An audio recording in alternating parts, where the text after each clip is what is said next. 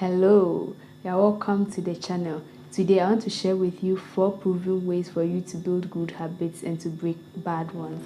And I'm taking it from this book, Atomic Habits by James Clear. In fact, I've made a part 1 video about this book already. If you haven't watched it, I'm going to link it up there. But you can still watch this video before you go and watch that, or you can go and watch it and come back, whichever ways. Let's get straight into the video.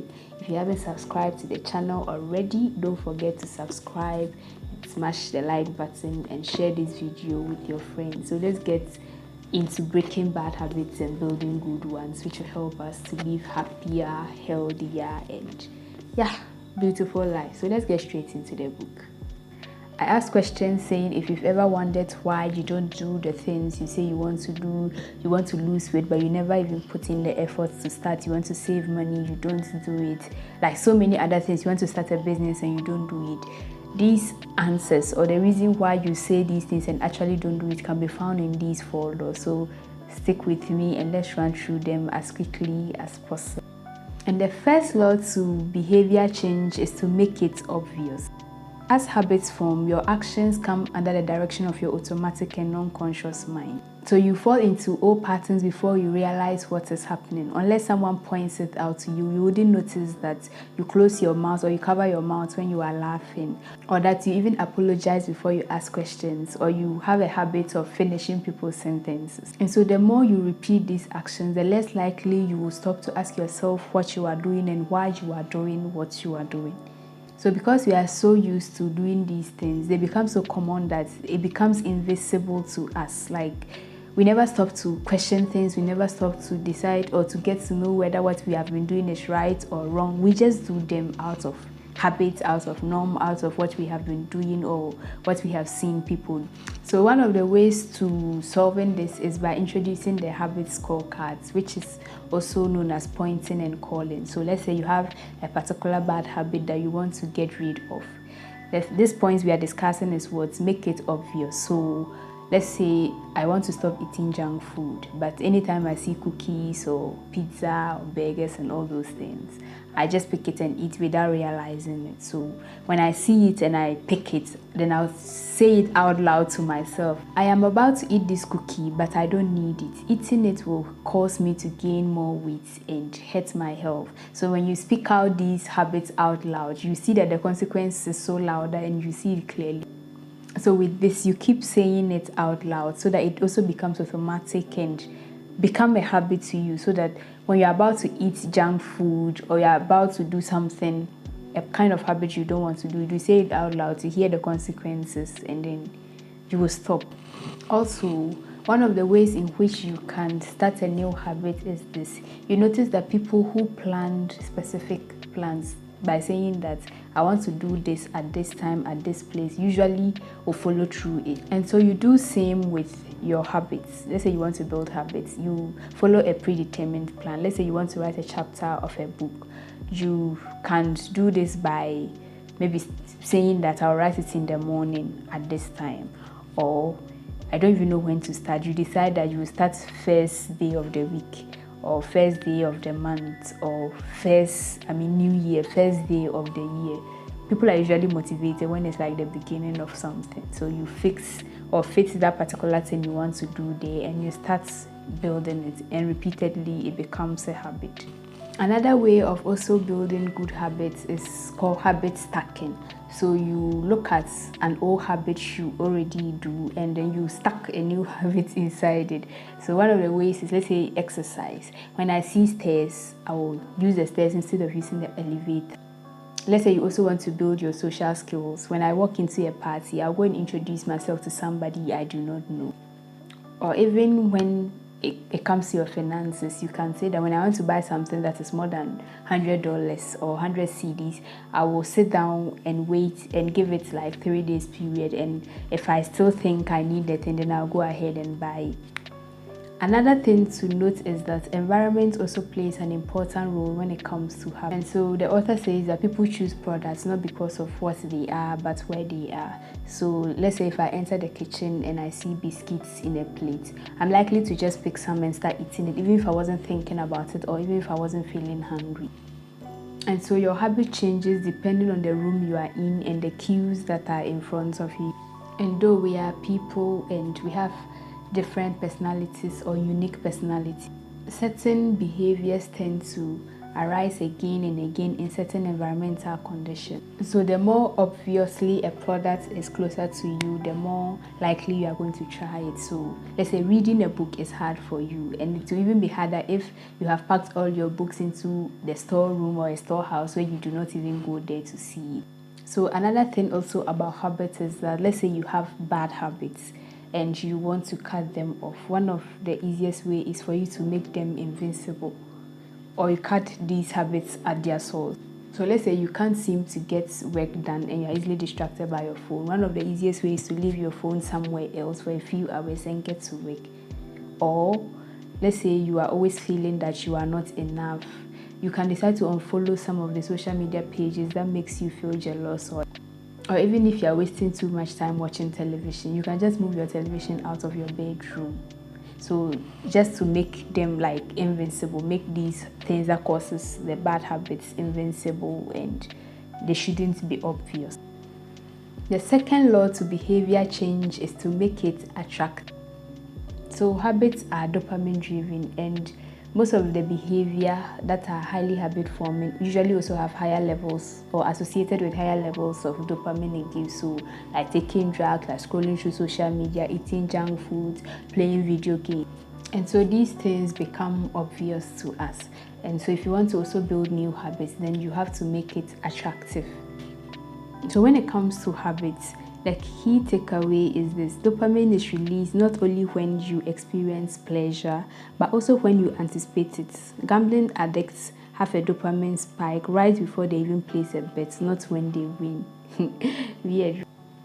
So one of the ways we can build habits surrounding these things that are of pleasure to us is, let's say you want to check Facebook, but you also need to exercise.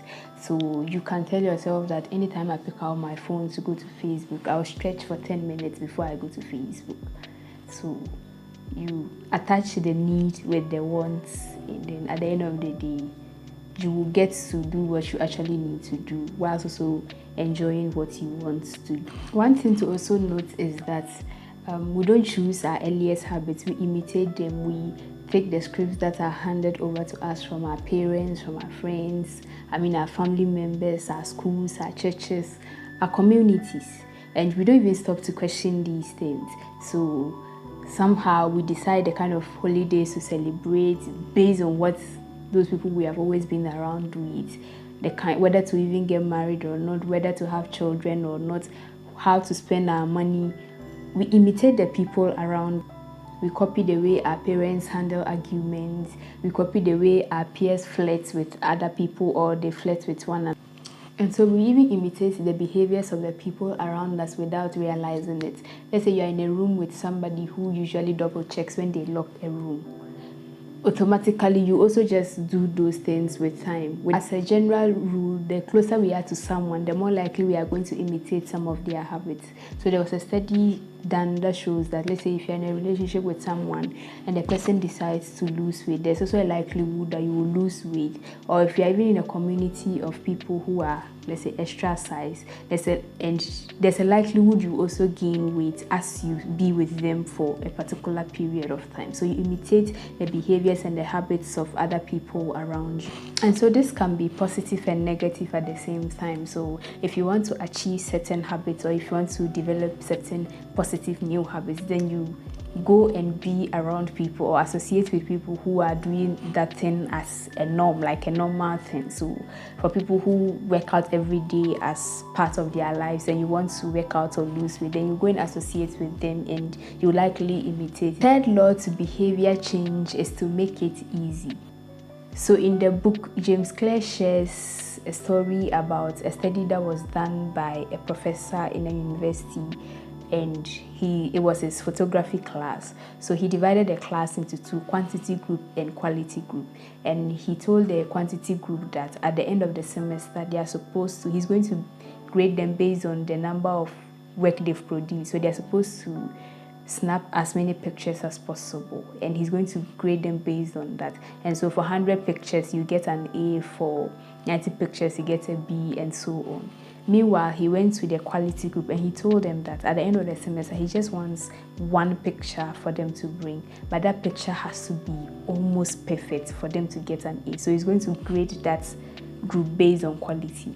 And at the end of the semester, he was surprised at the results. Almost all the perfect pictures came from the quantity group, those he told to take as many pictures. Because during the semester, they were taking a lot of pictures, they were experimenting on lighting, position, background, and all those things. Meanwhile, the other group that was supposed to produce a quality picture just sat there trying to determine how a perfect picture will look like. So their repeated action, the first group, their repeated action made them to come up with a perfect picture, because they kept doing it and kept doing it and kept doing it, and it became better and perfect.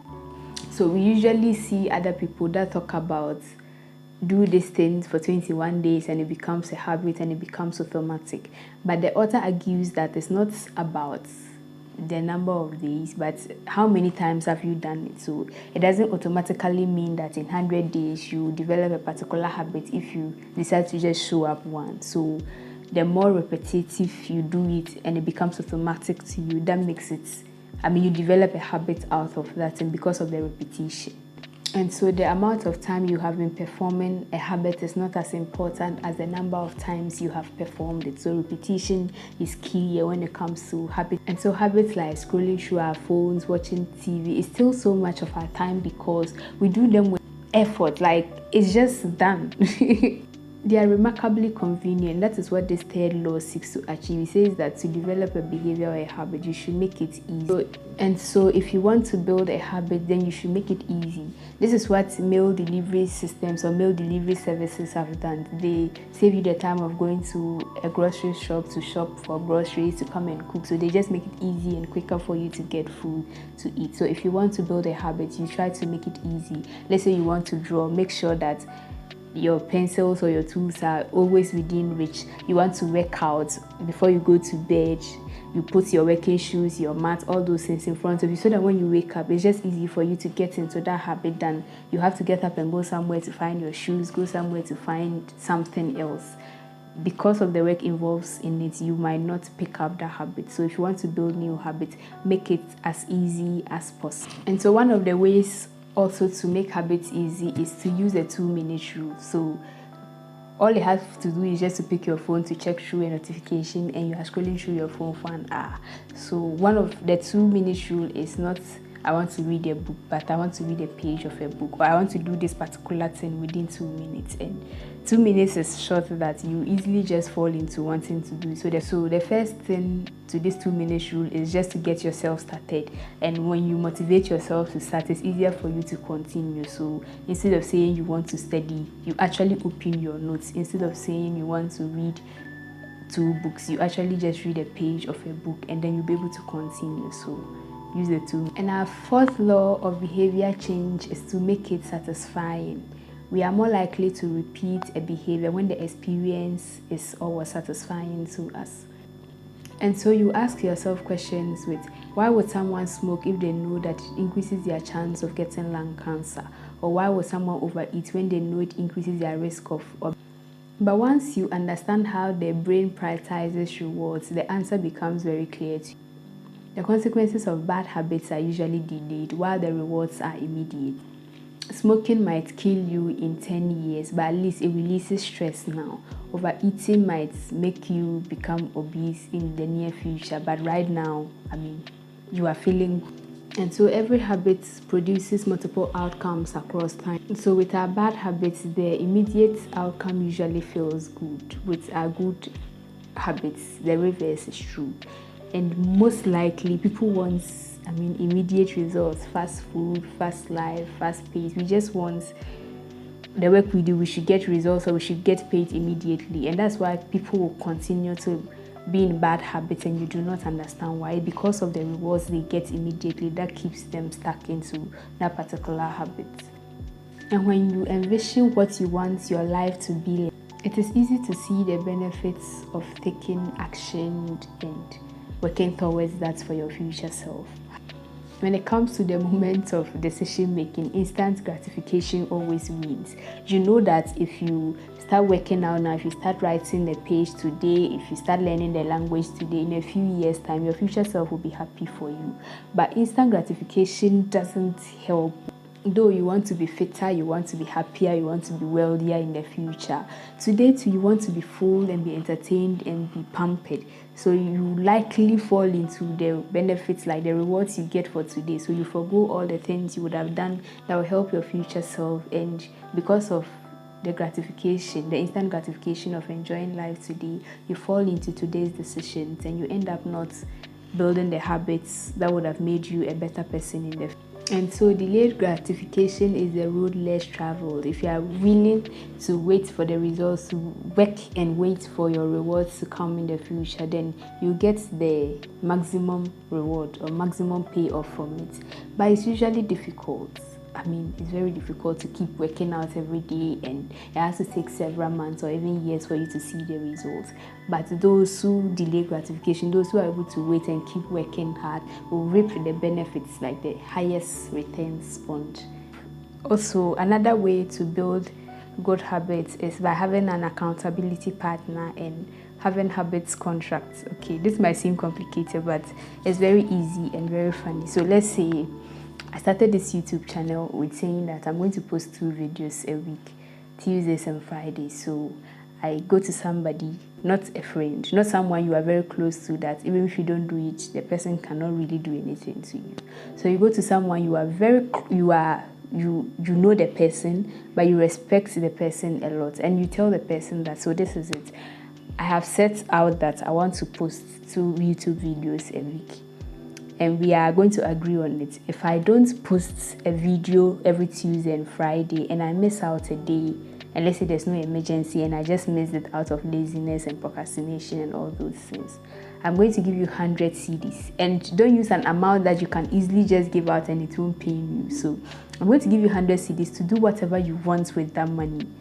And so I would have had that money to spend if I had just done the thing I was supposed to do.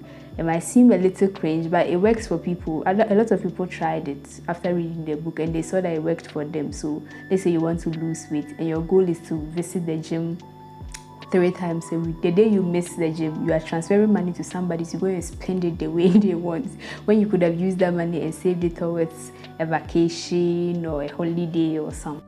And so the 4 laws of behavior change I mentioned to you: make it attractive, make it easy, make it satisfying, make it obvious.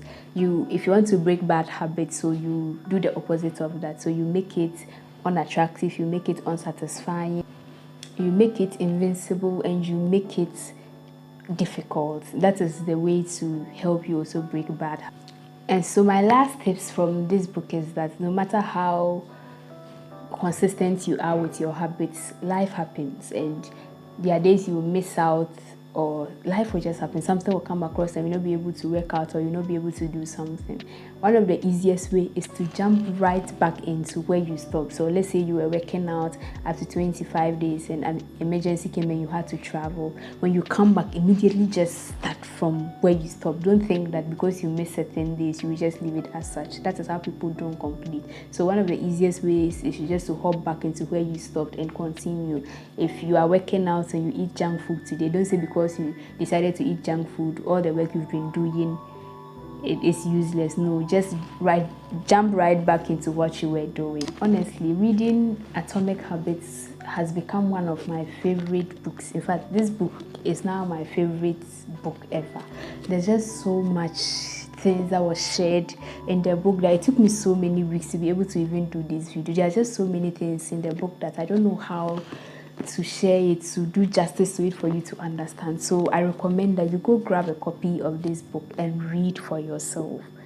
It's the best book out there. Like, even though it's a book on habits affect all areas of our lives, from our finances to our relationships to our health to everything. And so go grab a copy of this book and read for yourself. I really wish you would read this book and see things for yourself. And so thank you so much for watching this video up till this far. I know it's a long video, but thank you so much for sticking with me.